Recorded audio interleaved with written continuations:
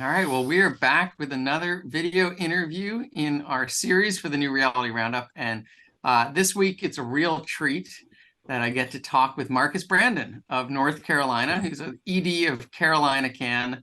And Marcus, we were both born in North Carolina. I don't have a Southern accent. You've retained yours. How did that happen? Well, it's natural. It's so funny because I spent some time in DC where you live currently, and Yeah. I got egged and laughed at and like, where are you from? I'm like, North Carolina. And then we have a unique accent. I did retain it, and there's nothing I can do about Yeah, I want it. mine back. I think Massachusetts stole it. That's what happened. Well, it's great to talk with you. I know there's a lot going on. I wanted to start by just talking a little bit about you and the why and how you became an advocate, your experiences in North Carolina education, and your time in the legislature before you switched over to this full-time advocate role. So where did it start for you, Marcus? Well, it started because I had, my Nana always said to investigate, or if you feel like that there are half truths being told, there's a reason why. And for years, I was a Democratic national fundraiser. And the first thing I would do is take my candidate straight to the teachers union and get that check. And for years, I'm like most Democrats, really believed that, vouchers, charters were the devil and vouchers were even more evil. And that was just, the culture that I was brought up in terms of being a Democratic political operative. And then I started running for office, and then I moved. The district that I was running for was the poorest zip code in the entire state. So I had moved there, and then that is when I realized that all of the schools in my community were failing. And that was the catalyst to the social ills of the poverty that I was looking at. Those families in particular neighborhoods that I was representing, those families did not come in, with high school diplomas, and they mostly had felonies. And then they would say, Representative Brandon, can you get me a job? And I would respond, absolutely not. I cannot get you a job with these type of credentials if you don't have a high school diploma and you have felonies. And then that's when I learned that they don't dream like you and I dream, and they don't have hope like me and you have hope. And they don't see vision the way me and you see vision. It's really day-to-day living, and it's survival. And all of that is a catalyst from not being able to be properly educated from the begin with. So before the police got them, before the workforce gets them, I realized that the school gets them first, and we must get that right in order to change this community. So my community basically led me here. And I was already having a conversation about individualized education, and that conversation led to, what if individualized education means more than an IEP for every child or a personal education plan for every child. It meant the educational environment, it meant the educational structure, it meant the educational culture, it meant all of that if I was going to really create an adequate education for every single person. Yeah. So that's kind of Love how that. it started. Love that. So, Yeah. That yeah, so much of this work can feel sometimes like there are these ideas coming from the top down. And I think like one thing I'm most proud of at 50 Can and all of our work and your work in particular is that it builds from the bottom up of right. talking to families and figuring out what they need. Now, we live in an environment where sometimes we can figure out these great ideas, but the politics becomes the challenging point. And as you were talking about, I think most people can agree kids deserve personalization, customization. We've got a policy pillar called the education that's right for you. But a lot of people stop when the heat gets turned up. And you're someone who said, if we really want choice for all kids, let's figure out policies that give choice to all kids. Right. What kind of heat have you felt tackling that? Well, honestly, I did not, even though I knew that it was a tough issue, um, I did not, I was not ready for the heat that I got. Being a legislator, I was the only Democrat that sponsored the bill to lift the cap off of charter schools. And then, you know, the chopping blocks came. I mean, I couldn't sit at certain tables. I wasn't invited to certain caucuses. And it was really an alienation and a vile response that I was not ready for. And it literally, it takes a toll on you personally, because these are heroes and people that you looked up to and people that you supported and thought that supported you, and that was not the case. And to have those people call you names or have those same people not want you to eat lunch with them, it was extremely difficult time. Um, Being a freshman, and not really understanding how all of that works. But I knew that I had to stay true to my constituents because I promised them that we were not going to go up there and do the exact same thing and give you the same exact results. That was a promise I made. And I realized that that meant that I didn't meet new friends, if I didn't get any new friends in the legislature, then that was okay. I had to make that resolve to be able to do the work that I promised my constituents that I would do. But I don't think anybody should ever underestimate the heat, as you call it, or as you can see in Georgia and North Carolina, we both had Democratic legislators that literally had to move parties because of the same issue. And so that is not changed at all. And it is extremely difficult to be, a person that's not a Republican, to support this issue.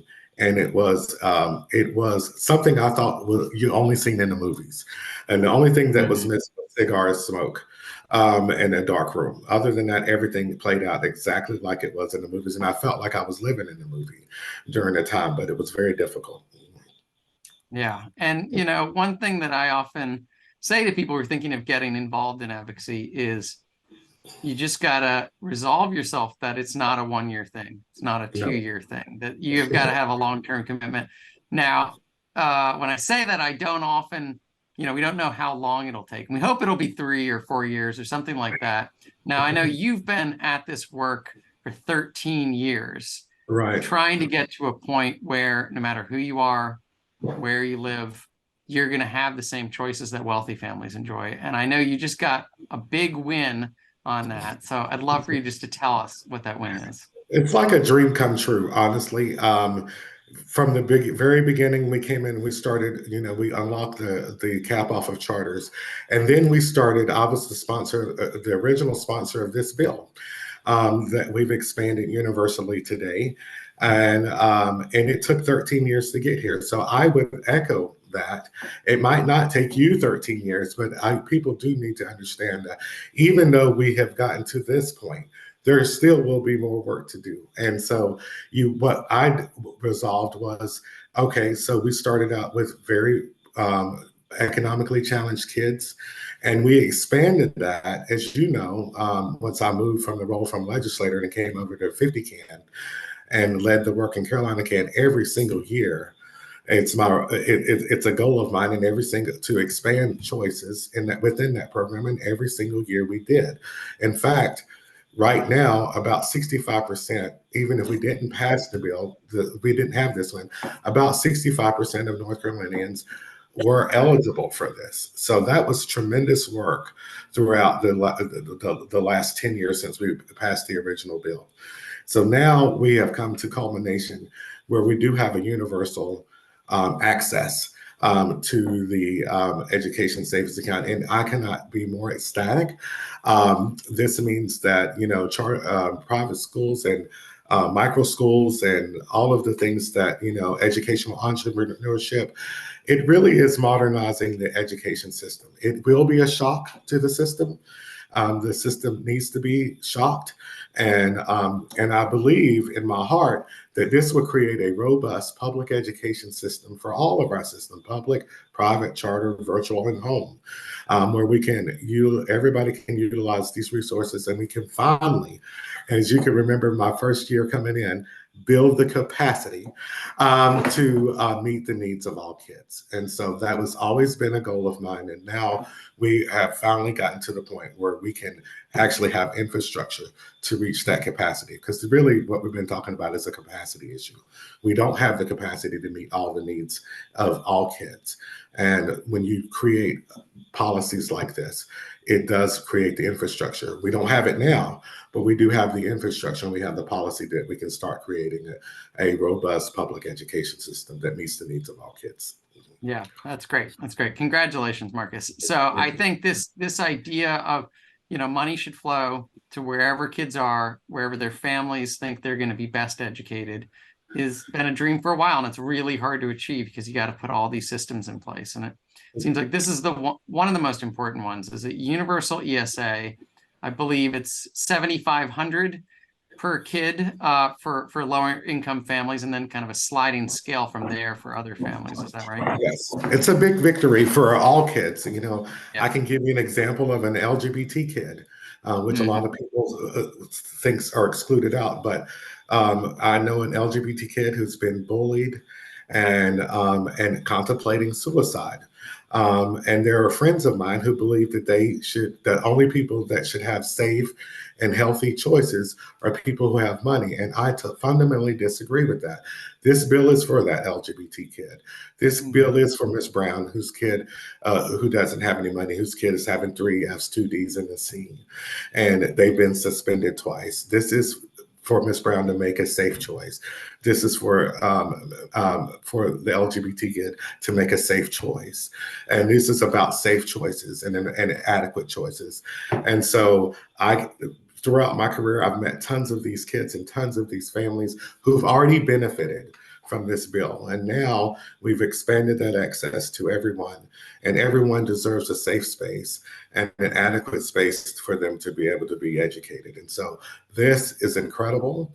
And there's still more work to do, and making sure it's equitable. And Carolina Can will continue to be down at the legislature, making sure that we implement equitable policies as this new modernization of education policy exists now. But that does not mean that we stop fighting, because not everybody accesses it the same way. And so that will be my goal going forward. Yeah, well, it's again a great win, Marcus, and I know it's been many years of hard work, and you've really kept the dream going in North Carolina through a lot of ups and downs. And I hope you take a moment to celebrate. And I know it'll be back to work implementation, getting the word out so everyone can take advantage of this opportunity. And I want to thank 50 Can for allowing me the opportunity to be able to stay in the legislature once I left, and be able to continue the voice that I started for poor kids and marginalized kids, and fighting for them. There were many organizations that wanted me to come and work for them after I left the General Assembly, but 50 Can gave me the opportunity to continue a voice without exception. There are a lot of people that wanted to limit my voice, and 50 Can said, nope, this is about state-led and state leaders. And if you want to advocate for this, we believe in you. So thank you for believing in the mission. Thank you for staying right there with us through all of these years, and giving us the resources and the background, things that people don't even know about, what has to take place in order for a win like this to exist.